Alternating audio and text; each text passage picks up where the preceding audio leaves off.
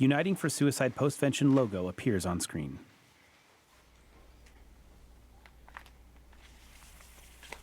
I don't care who you are and how long you serve.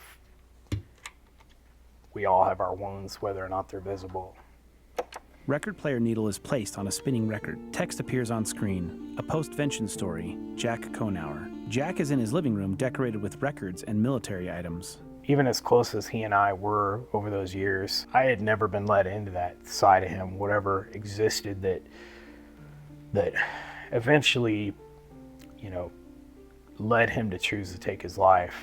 Jack is seated for the interview. I was initially a little, the guy kind of scared me.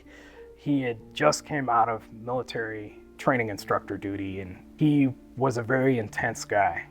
I got to know him, and he very quickly became one of my closest friends. And it just so happened that my first assignment out of that training school was to Davis-Monthan Air Force Base in Tucson, Arizona, as was his. We spent that 8 months together, and then PCS'd and had a couple more years working day in and day out together on an operations floor.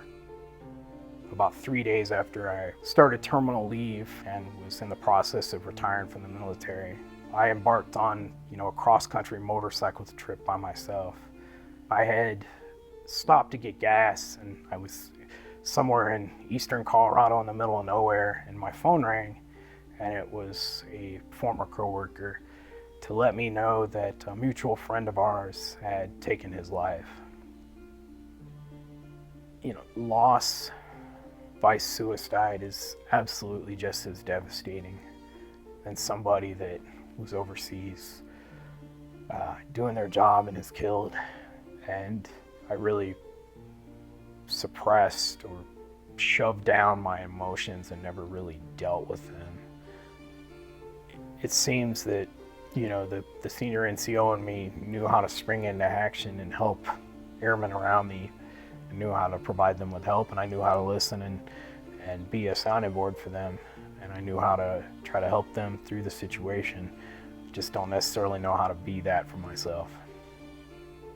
I have a mutual friend that I've called her a couple of times to just talk about things, and we were both very close to him, and I've called to kind of talk, and still at this point seeking answers that really aren't answers that I should or need to be privy to, but I just don't know how else to process the situation other than trying to understand it.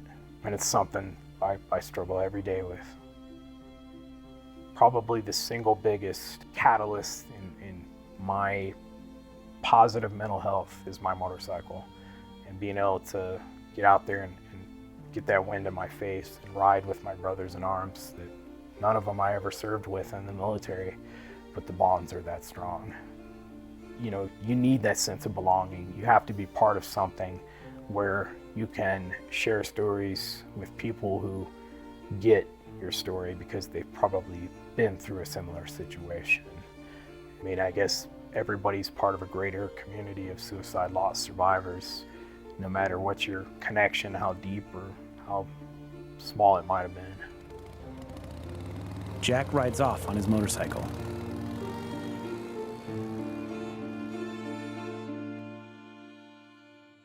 How suicide loss affects you can vary based on things like your relationship with that person and your own personal feelings. Understanding the reasons why someone has taken their own life is confusing and complicated, particularly since there is never just one reason someone makes this decision. The community section of Uniting for Suicide Postvention includes resources that can help you better understand and navigate suicide loss. Please visit USPV today for support and to learn more about healing after suicide. Please visit www.myrick.va.gov/vision19/postvention.